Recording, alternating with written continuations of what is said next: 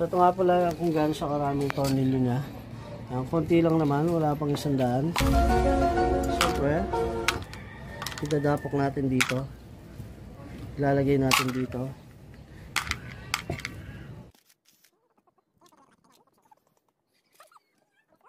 So dito, gagawin natin, bubuhos natin dito. Tapos natin nilagay, bubuhos natin ulit. Then ako, pag ako nag-iigpit mga dads, number 8 lang. So, sakto lang sa akin to para sa akin mga dads. Kaya mga dads, kung saan kayo komportable, ayan. Tapos, ito, next. At mga dads, isusunod na natin tong reactor niya na may 4 na tornilyo. 2 dito sa harap at 2 dito sa likod mga dads. At syempre mga dads, pagkatapos nun, ilalagay na natin tong styro.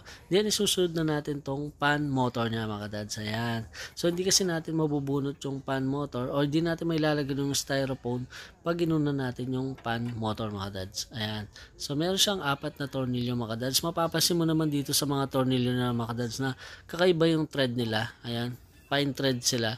Then ang paglalagay mga dads, ayan, huwag mo muna siyang masyadong higpitan yung unang tornilyo para maglapat yung mga butas niya mga dads. Pag naano mo na, doon mo na siya higpitan lahat mga dads. Ayan. At dito naman mga dads ay susunod natin kung saan nakalagay yung mga wiring niya dati.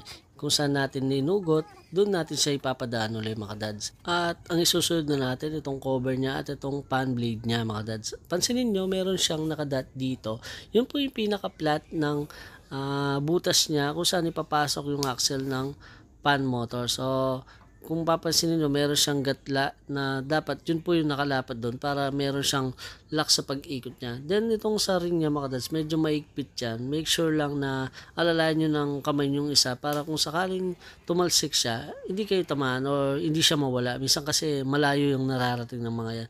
At ito yung itim na yung mga dads hindi na matanggal dahil sa sobrang tagal na hindi na nalilinis. Ito same siya, meron siyang dot mga dads, nakita nyo. And itatapat mo lang siya doon sa flat ng axle na bakal, then pwede mo nang ilagay yung clip niya. Next na natin, hindi na namin sila mapapaganda, lalagyan na namin yung ito mga dads. Ito, hindi na natin siya. So tara, let's go, push na pa. Dito naman tayo sa compressor niya na may 3 pirasong nut mga dads.